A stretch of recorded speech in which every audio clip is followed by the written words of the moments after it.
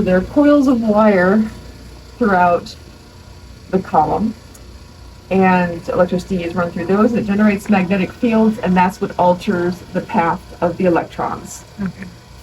Right? So over here we've got an aperture, which screens out any wayward electrons that aren't going down the path that we want them to. And then the beam comes down and hits the sample here in the sample chamber. Once it hits the sample, once the beam hits the sample will give off electrons from itself. They'll be detected by the detector back here. And that's what, depending on what it's detecting during each position of the beam, that's what puts together our picture. So if the beam is here and hitting the sample and the detector gets a whole bunch of electrons, that's a bright pixel. It goes to the next position, doesn't get as many electrons, that's a gray pixel. Goes to the next one, hardly any electrons, it's a very dark pixel, or black. For this, so it uses that to create that little cone image on there. Yeah. Yep. So I mentioned that with the sample being hit by the electron beam, it gives off electrons, but also other energies. So, excuse me. The dials here to manipulate the stage from inside the chamber. The top here, we've got these 3 knobs here that move the stage in different ways. This knob is the tilt, this one is for rotating, and this one is the z-axis, or sample height, or working distance.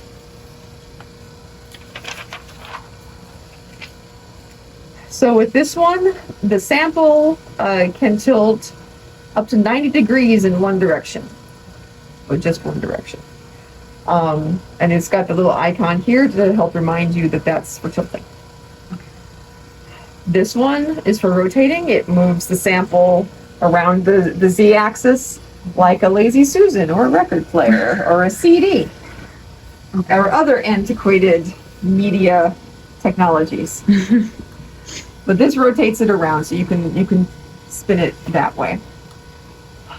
Down here, again, this is for moves the sample along the z-axis up and down, also adjusts the working distance. Okay.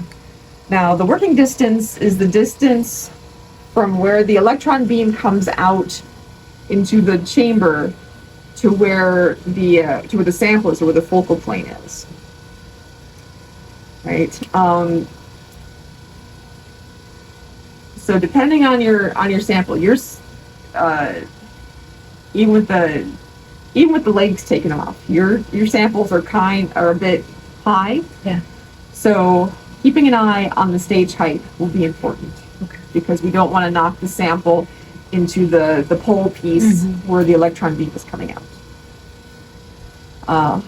Also a hint on the slide here, it talks about if the stage is positioned too low, the door will not open all the way. But yes, be mindful of that stage height. Now it says on the dial, you'll probably want to come over here to see it better. The numbers and symbols that matter on this dial, that white inverted triangle on this part of the dial, and the white numbers on this part of the dial. That's what counts. So right now, this mechanical working distance is 20 millimeters. And if I move it, now it's 25 millimeters. Okay. All right. Now I say mechanical working distance because that's the stage raising and lowering. The software will tell us what the actual working distance is because it will know where the focal plane is. This is just doing it based on what the bottom of the stage is. Okay. All right. So is there any ideal height or number that you fix? I would say for your samples, making sure the stage is between 20 and 25 millimeters.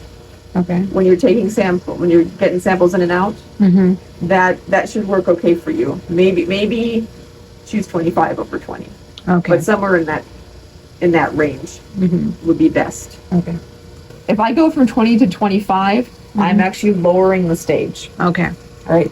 This does not reflect the height from here to here, and you're doing this.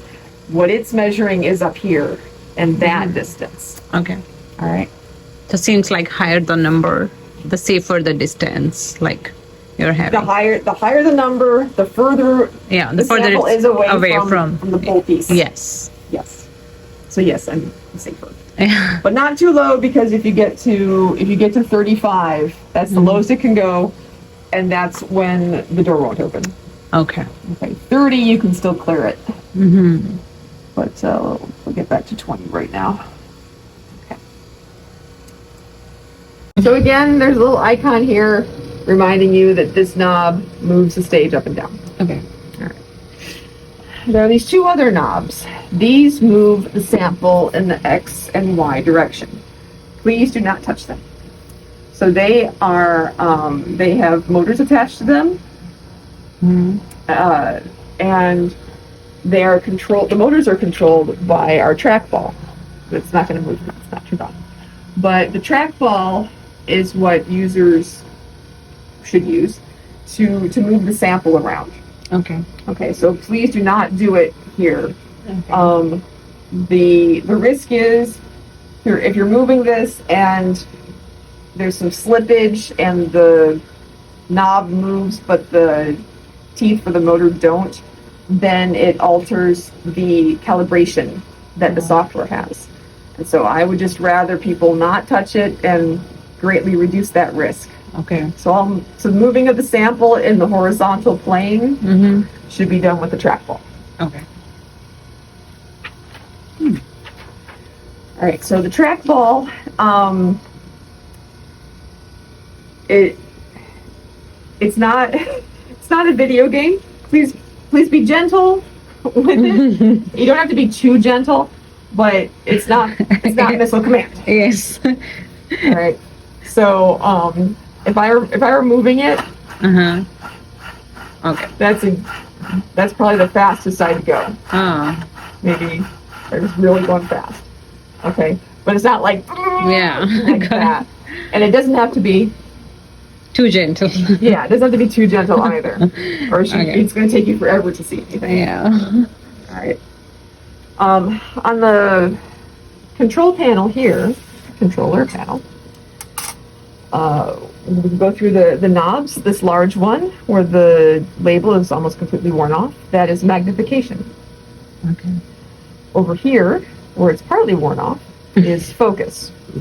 All right, so you'll be using those a lot, and that's why the labels were off. In the center here, we've got contrast and brightness. The software itself does have an automatic brightness and contrast button, but you'll use these occasionally to maybe, tweak that a bit, or if you're trying to troubleshoot because of somebody else's previous settings, things look too dark or too bright, you can adjust them manually. Okay. And that's fine. For these two knobs, for stigmator and alignment, for the electron beam, in this particular way, it is similar to light in that you kind of have it's like a cone. All right, so you've got this cone of the electron beam. It comes down to a point, it expands, it contracts to a point, just like with light paths. If we were to take a cross section of that cone part, perpendicular to the axis, we should get a circle as the cross section. However, because of our electron source is continuously being consumed as we scope, also imperfections or things in the lenses, sometimes that cross section turns into more of an oval. These two knobs help us reshape that beam into as close to a circle as we can again. We call that process of correcting it stigmating the beam. Okay. These two knobs don't touch at all. Oh. So, so these four and these two you won't use very often at all. These two you'll use the most with occasional use of these. Okay. All right, any questions about these parts of the microscope? No, I'm good. Okay. Let's see. One thing I should, that I'll add that's not in here, for doing the startup. Yep, we're on page 5, bottom slide. Mm-hmm. All right. So within the chamber, we have an infrared camera so that we can see inside there and make sure that we're not knocking our sample into parts on the inside. So to turn on the infrared camera, there's a slider switch back here on this monitor. So go ahead and turn that on, please. Oh. Sounds a little sciencey, yes. And then with this monitor on the right, press that green button that's in the lower right corner. Wow. Okay. So this camera is old. Yeah, I know. The infrared camera is warming up, so it's going to be like that for a little bit. The vertical should calm down in a bit. I'm getting people now to turn down early, so that by the time you need that image, it will have chilled and it'll be more stable. Yeah. So it needs time. It does. Okay.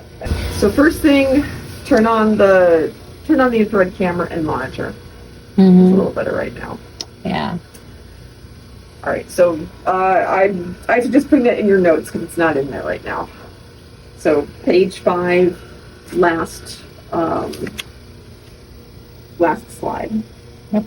So before you actually turn on the microscope, turn on these two devices, the infrared camera, that small LCD monitor, and then this monitor to the side. So when I talk about turning on the SEM, what I'm really talking about is turning on the display. The microscope is always powered on. The vacuum is always going. Okay. What we're turning on and off are the interfaces, the displays, the software where we can see things. All right. So you never turn off the entire machine. Correct. Okay. Correct. That's for special events, Okay. like you know, if there's a cooling issue or we're doing something, you know, the technician comes and is doing preventative maintenance. Okay. That kind of thing. All right. So the first step will be to turn on the display. That's down here. It says display. That's the button that you flip up. It's you might feel some resistance. It's not that it's stubborn, but it's a strong switch. So I'd like you to go and flip that up, please. Yep, great. Do not ever touch this button. This one will power it off. Oh. Okay. And then we will have to wait at least half a day for the vacuum to come back. Wow. So. Good to know. Yes, that's why we have the red tape. Okay. Do not touch. Okay. So as you turn on the display, we've got the computer starting up. We've got the monitor showing us what's going on. Yeah. And as soon as it finishes booting up, it's going to ask you, there's going to be a pop-up window that comes up, and it's going to say, you know, press Control-Alt-Delete to log in. Did you say Control? Control-Alt-Delete. Control-Alt-Delete. Oh, Yep. it's real? So page 6, top slide. We'll use this keyboard under here. It has the username, S3500N. So then you would the password for that is S3500N. Now, another pop-up window has shown up talking about a driver failure. Go ahead and just click OK for that. Which one is, it's this one? Yep, that mouse. Okay. All right. So now that we're back to the Windows login, go ahead and enter the password. That will show you, they'll ask you to log into the transfer server. The images that we saved are not saved on this computer. We use the network to connect to our own transfer server, and images are saved there. Can you repeat it? It's not saved in the computer? It's not saved in this computer, correct? Okay. We log on to a different server that's Okay. someplace else, and that's where all the images get saved. So do we need to make an account for that? Nope, Okay. nope. Our website has instructions on how to access that server from a university computer or from home. There's a firewall, so it needs to think that you're using a university computer. So either a university network on campus, or if you're doing it from home using a VPN, one of the university VPNs to be able to mount that particular drive. Okay. All right. So now we're logging into that server. So it's got the ID, which is EM user, and the password is EM. So we do not need to create any account for any login or nothing else. Just need to use the password that's provided in these notes. Correct. Okay. Yep. All right, and this is the normal everyday SEM software screen. This is what should pop up automatically when it finishes booting up in your login. Okay. All right. So before we do anything with our sample, we're just going to peek over here. This is page 6, the last slide. We're going to check and make sure that our aperture is set to 3. So that means that this line, this part of the knob, is even with the number 3 here. Okay. Nobody should be moving it except me. And if I forget to put it in the right place, okay, that's on me. But just look and peek and see. It's like, yeah, it's on 3. We're good. Okay. So it shouldn't be on anything else. But it's helpful to check. All right, so we're going to put a sample in, or you're going to. The door is shut and sealed, so we have to open this. And the way to do that is to let air into the chamber. So to do that, you're going to press this evac button. When it's depressed and lit, that means that the vacuum is going, this is being pumped down, we're under vacuum. You press it again, the light goes off, it's raised higher, and that's going to let air into the chamber, allow the pressure to equalize, and this door will open.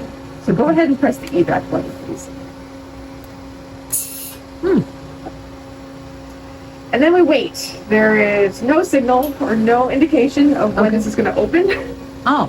It's just, we just wait, and then before you know it, the door just slowly slides open and gains speed, and you worry that it's going to fall onto the floor. It is not. This is reinforced, it's got springs, it's specifically mounted to use gravity to open the door once that pressure is equal. It can be startling for people who are not used to it, and so just telling you ahead of time so that you don't really like, oh no, like I broke it, or it's gonna break or fall. Yeah, it's not going to. So but yeah, there's no way of knowing when it's gonna do that. You just let's just time it at some point and just say, yeah, it's 73 seconds. Okay, so it just takes few seconds, not few minutes. It takes at least a minute. 1 minute, not more than that. It doesn't take 5 minutes. Yes. Yeah, that's okay. That's okay. There are different models. Oh, here you go. See? Oh. Yeah. Anyways, we've got the door open. We've got the stage where the sample goes into. So the stub pin is going to go in here, and you can see these two areas where screws are. Yeah. Here on the left and the right. Yeah. The right one, when you put the sample in, you're going to use the hex wrench to tighten that screw so that the screw hits the pin and secures it there, so that it's not going to be moving around. Okay. All right. So what I'd like you to do is put a sample in. Oh. All right, so I know you're working with box elder. Do you have any issues with bed bugs? No. Okay. We got bed bugs. Awesome. So I would use that stub. So we've got special forceps for these smaller stubs. That's what that indentation is down there. So this can go like that. And we can put it in here.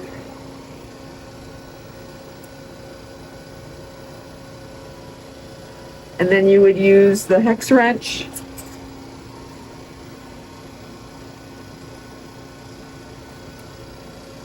I'm at a very bad angle here.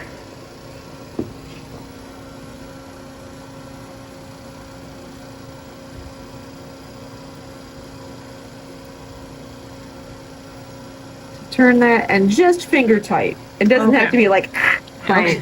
All right. And so that secures it. So I'm going to do everything in reverse now because you need to do this. So I'm unscrewing that again, not Did you move it clockwise and anti-clockwise? to tighten it. I moved it clockwise. Okay. To loosen it, I moved it anti-clockwise. Okay. But when we are like putting it on the stage, we just need to move clockwise to secure it. Yes. Take this out. Put it back here. Make it a little easier to put in the front. All right. So now I would like you to do what I just did. On the infrared camera monitor over there, it's stabilized a bit. It's looking out. You can see my hand on the screen. Okay, yeah, I can see. All right. So as this kind of goes, so here's that whole piece, that cone.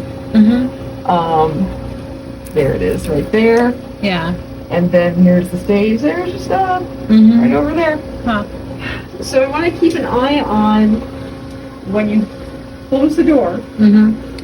It's good. That's plan B. But as you close the door, watch and make sure that your stub will clear that cone. And it's like, yeah, that looks like it'll clear it. Can I see the cone? Because I cannot. Probably if you come on the side, if you want to watch that. So watch, and you can see it moving in. You're like, yeah, that's gonna clear it. We're good. Yeah. Okay. All right. So then I'm gonna demonstrate, and then you're gonna do it. So watch, make sure it's gonna clear. Hold the door shut, and then you'll press the evac button. So then we're gonna actually engage the vacuum.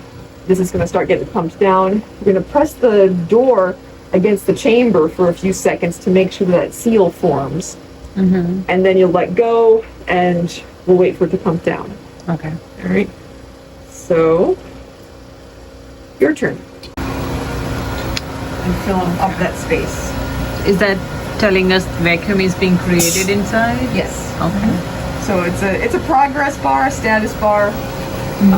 So we see it's moving, and so as the vacuum gets higher, that bar will increase, and then it will fill the space. The bar will become green. Okay. However, green does not mean go in the software. It means vacuum is complete now inside the chamber. For green, no. Green means it's in that higher bracket, but it's not ready for the electron beam yet. Oh. When the solid green bar turns blue, that's when we know we have a high enough vacuum. That's when it's ready for us. Okay. So page 8, last slide. It talks about the vacuum status bar. Scan speed, auto, analysis mode. So you'll be able to get certain functions by going to the menu text bar, or by pressing some of these buttons here and these button banks. Okay. All right. So to be able to to turn on the beam, you're going to go to the text menu bar under Setup, and pull down that menu, and you select HV Control. So go ahead and do that, please. And that's one? Yes. HV control. Yep. So there's our HV control window. All right. So the first thing that we'll do, we want to check our accelerating voltage. That's this value here. It looks like VAC. It is not. It is V sub acceleration. Oh, okay. So our accelerating voltage right now is set for 5 kilovolts. If you pull down that menu, you'll see both the last 4 values that were used, but then also you can fine tune it to even, finer numbers at the tenths, to 1 decimal place. You shouldn't have to worry about those. 5 is used frequently enough. It should be in the top 4. Okay. So we can go with the 5. For this, we'll start with 5. Okay. For biological material, stuff that's been fixed or whatever, or even air dried, I usually start with 5. If I don't see any negative, if I don't see any problematic beam interactions, then I might go to 10, because it's more energy, we get more signal, but we also, because of more energy, we risk having more damaging beam interactions. So we want to test 5 first. Okay. All right, but that's how you would change it, is going into that pull down menu. So select 5 kilovolts. And then we're going to turn on the beam. So you're going to click the on button. This one? Nope, sorry. Right there, on. Okay. You see we've got a red bar around that HV, high voltage box. So that's how we know that the beam is powered on.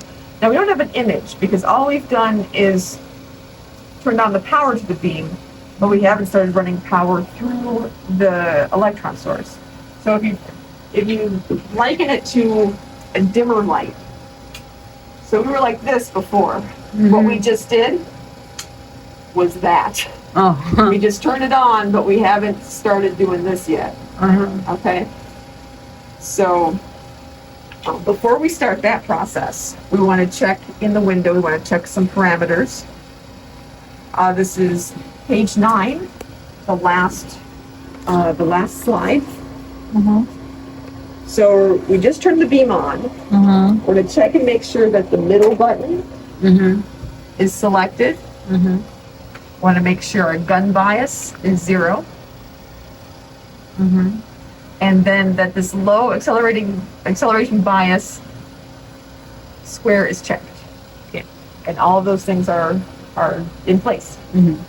So now what we're going to do is tell the computer to saturate the beam. Now when we've got our tungsten wire and we start running a current through it, the electrons start coming off of that point. As we put more and more current through that wire, we get more and more electrons. But because of physics and the laws of matter, we will reach a point where no matter how much more electricity we run through the wire, we're not going to get any more electrons. That's what's called saturation. Okay? So we are going to use the software to try and find the saturation point, the optimal place to be, where we can get the most electrons for the least amount of electricity. Now, the software is not perfect. It will get us in the ballpark. It will get us close. We will have to fine tune it to find the sweet spot. But we're going to let the computer get us close. Okay. So the AFS button, automatic filament saturation, that's the button you're going to press. Not any of these, because this is a whole bunch of, this is automatic filament saturation and other things. We want just this. We just want to saturate the filament. So go ahead and use the mouse and click on the AFS button, please. So think about it. And we have an image. Yay. All right, we're almost there. So let's see. So this filament slider. Come on. I can see. Okay.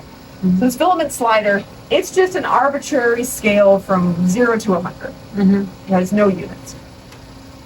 It's just an expression of, how much energy is going through the wire. So we got to this point with the automatic filament saturation done by the software. what we're going to do first is test and see if it can be any more saturated. So first you would click and drag the slider to the right to increase that. And we're not getting any brighter, are we? It just looks the same. All right. So then, since it's not getting any brighter, you're going to start moving it slowly to the left. And when you start to see the image dim a bit, that's where we want to be. Okay. Because we want to be just a titch under saturation. Yeah, but this one is very dark. Right. And you can redo it. You can move to the right again to get to saturation, and then kind of, start moving left again to get it dark again. Or just barely dark. Wait, how dark is fine? Like this? So move to the right, go to value 80. All right, see how it's not doing anything. Move it slowly to the left and watch the image. Okay, now you went from 76 to 73. Go back to 76. Go to 75. 74. Okay, 74. Okay. There was just a little bit of dimming there. Did you see that? Yeah. Okay. So today that's the best spot for it. Okay. It's not always going to be 74. It'll be 74 during your session, but this could change tomorrow, next week. It's not always that number. Okay. So I want to make sure you don't get to thinking that, okay, I always have to have it on 74. No. Okay. But we've reached our optimal saturation. We are just a little below maximum saturation. All right. So we've got a sample that we're looking at. Yeah. It's time to play. It's truly just explore. I want you to use the trackball. I want you to change magnification. I want you to fiddle with the focus knob. I want you to look around. Okay. And give you a few minutes to do this, maybe like 5 minutes or something, just to play and explore. See, look at those antennae. Hey, look at that eyeball. An eyeball, you know what I mean? You can change the contrast. Right. See what that does. Just these 4 knobs, please. Okay. But these 4 knobs and then these trackball. Yes. And before I have you start doing that, one more thing that you'll also get to play with. So in this scan speed bank of buttons, there are 3 buttons here. The 3 center ones are the ones that you'll use. These 2 right here give us 4. There are 4 different scan speeds. Slow 1 is the fastest. And it goes slow 1, slow 2, slow 3, slow 4. Slow 4 is the slowest. Okay. All right. So right now we're in slow 1. And I know that because the way I moved it, it's got good response. And also for that button, we've got that little blue bar. It's on the left. So that's slow 1. If you were to take the mouse and just mouse over that button, it's going to give us a pop-up text that says slow 2. Yeah. So the blue bar tells us what the current status is. The mouse over text tells us what's going to happen when we click it. Okay. Okay. So if you click the button, go ahead and do that. So now we're in slow 2. It's a slower speed. You see the blue bar has switched to the right. And if you mouse over it, it says slow 1. Because if you were to click it now, it would go back to slow 1. So don't do it yet. Yeah. But if I try to move, I don't have really good feedback. It's really slow and laggy, and I don't like it. So now go ahead and go back to slow 1. Slow 1 is good for scouting around. It's good for exploring and finding, just moving and seeing where things are. Slow 2 is nice for seeing things with less in a clearer picture. Because of that slower scan, it's able to collect data, collect more signal, and give us a better picture. So with the other button next to it, slow 3 and slow 4. Go ahead and press and click that one. So it's going to be slow 3. So that's even slower. That's even a, even better picture. Now we're getting some lines here. Yeah. That's because of charging. Okay. That's because of somewhere there's some clouds of electrons that are interfering with the beam. But go ahead and go to slow 4. Oh, I can't even see the line. I can see that. It's super slow. There it is. All right. Yeah. So very slow. Yeah. Go ahead and go back to slow 1, please. One more over. There you go. All right. So now that you have that in your tool belt, now go ahead and play for like 5 minutes. Explore, move the sample, change the mag, change the focus, change color brightness, change scan speeds. Okay. All right. And just look around. Got a whole bunch of blowout here. Yeah. You can't see things. Yeah. So I just moved it. But go ahead and click the automatic brightness contrast button again, please.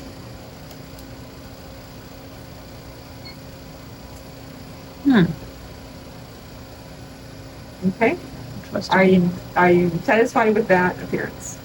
I don't know if I play with the buttons, how it will look like. Go ahead and find out. Okay. Let's see what it is. So in general, you reduce the contrast, increase the brightness. In general, I usually increase the contrast a little bit and decrease the brightness. Okay. Because the automatic brightness and contrast function tends to be a little more heavy on the, or it tends to be a little low contrast for my taste. So I'll maybe increase the contrast by a quarter turn and decrease the brightness by a quarter turn. Nothing extreme. Okay, just a quarter turn. Okay. Yeah. But when you change the brightness and contrast, it doesn't reflect like any value on the scan. I don't know what you mean by that. I mean, when we are changing the magnifications, we can see here that it's going from 500x to 1000x. But when we're changing the contrast and brightness, it doesn't say anything. Correct. You with it or? I don't know. I think it looks fine. If that helps. I'm a person who's never happy with photos. Okay. Well, then I would say if you just to keep you from thinking about it too hard, I would say when you find a picture that you like, press automatic brightness contrast, order increase contrast, order decrease brightness. Okay. Leave it alone. Okay, we're good to go. Okay. So So the text menu bar, go to scan and choose HR capture. All right, so a new window has popped up. And we want to check our defaults. So we want our scan speed to be that 40/33s. And we want the resolution to be as high as it will go. you say scan speed is 400 s? 40/33. Okay, this one. Yep. Okay. And the resolution is the highest. Okay. You always want to check before you take your first picture. So all the pictures you save at this setting. Yes. Okay. So they're not going to change unless you change them. Okay. There is a client that takes lower resolution pictures, and I don't know why. Oh. And then if you don't check, then maybe you get stuck taking 10 pictures at low resolution and not finding out until later, she said, having done that. So that's why you want to make sure and check that your settings Okay. are where you want them. Now, you can either take the picture from here by pressing HR capture, and that will start the process.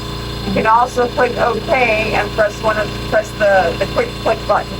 But for this, I'd like you to press the HR button, HR capture, and it will start taking pictures.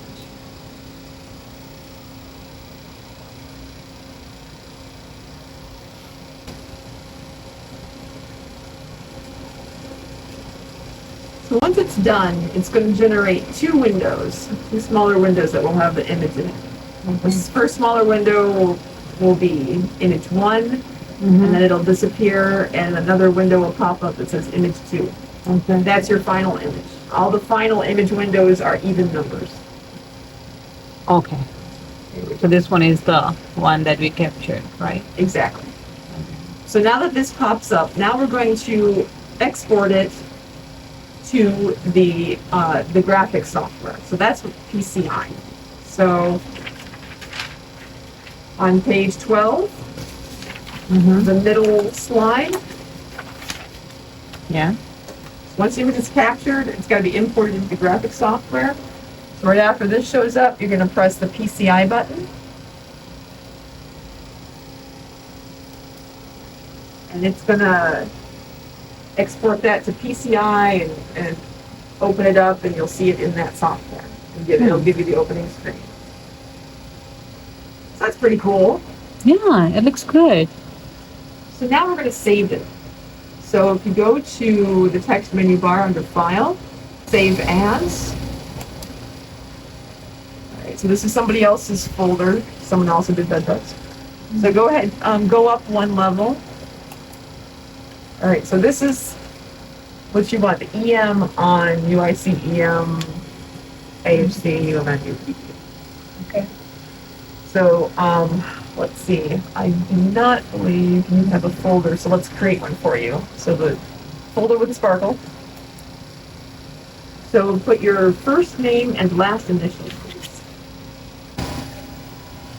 All right, double click on that. But you'll still need to either double click or hit open.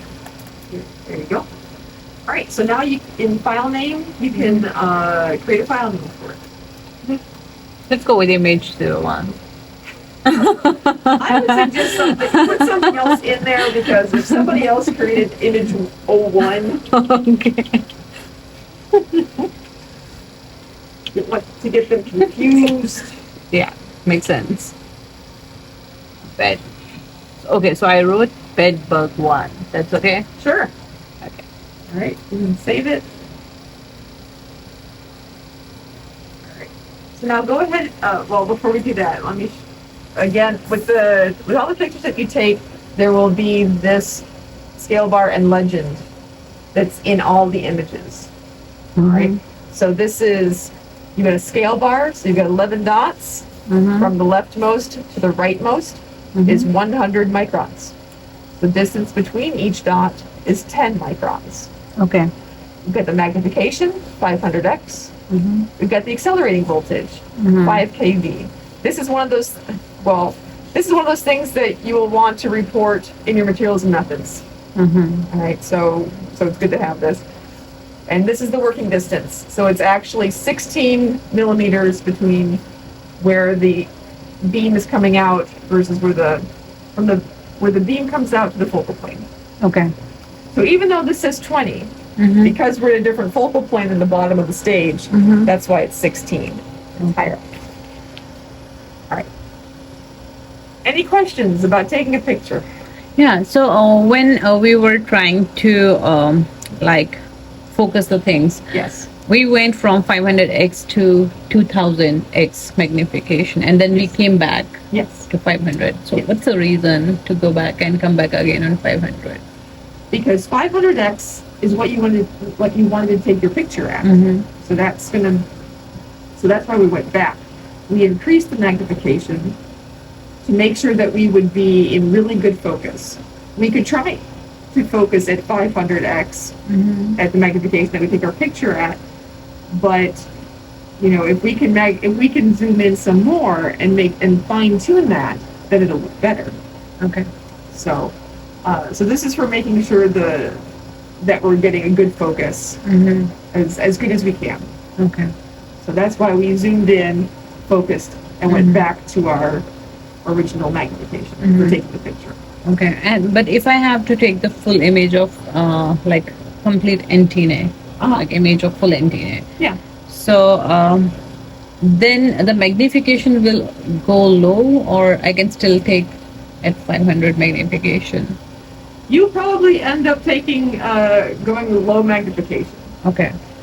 Okay, so we have to click PCI. Now, because PCI, the software is already open, Okay. it's not going to bump us into that software anymore. So you have to go do it manually. Mm-hmm. So you've got, because you clicked it twice, you have the image twice. Yeah. So go ahead and close this one and don't save it. Do you want to save? No. No. Okay. And there's the image you took. And to save this, I have to go to File. Yep, File, Save As.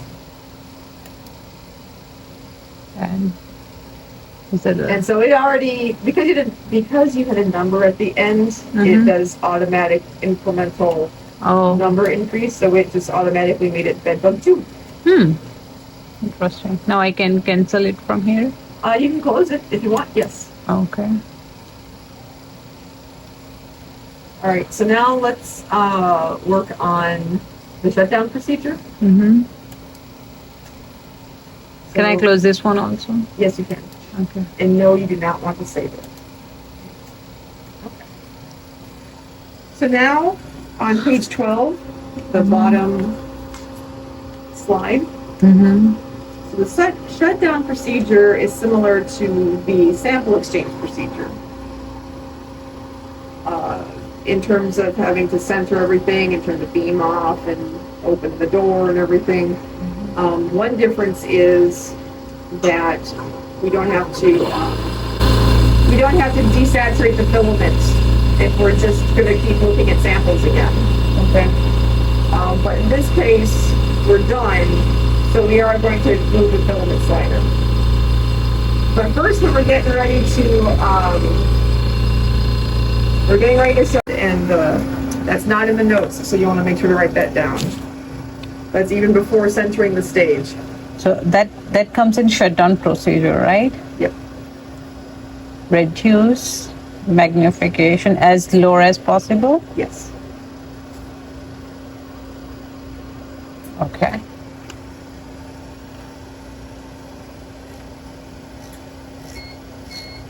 Yep, but it's beeping at you. Oh, that would be, okay. All right, so now we're going to center the stage. So you're going to go to the text menu bar, go to Operate, and go to Stage Operation. Okay. All right, and because of our motorized stage, we can actually store coordinates.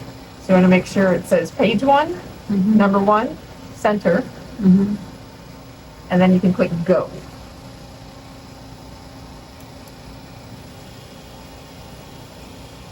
Is that releasing vacuum? Nope, it just automatically moved the stage by itself. Okay. Okay. All right, so you can close this window. So we just moved the stage to the center because we don't want to have our stage way off in the corner to get started. Let's have it center so we know where we're going to be for the next person who's going to be using it. Okay. It's good manners. Okay. All right. Now, let's see.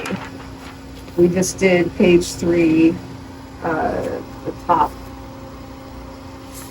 slide. Now we're in the middle slide. So we're going to, because we're not going to use this, and we're shutting down the scope, we're going to desaturate the filament. So we're actually going to move the filament slider from where it is and move it left all the way to 0. Okay. So go ahead and do that, please. Can I, okay. 0? Yes. 0. And then you can click the off button. This one, Yes. right.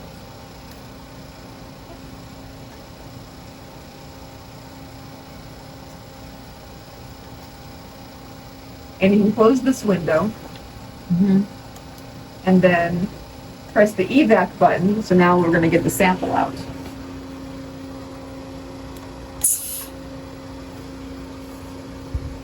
So now if we were going to be continuing to use the microscope, if we were just doing a sample exchange and putting another sample in, we wouldn't move the filament slider. Okay. We would just turn the filament off. Okay.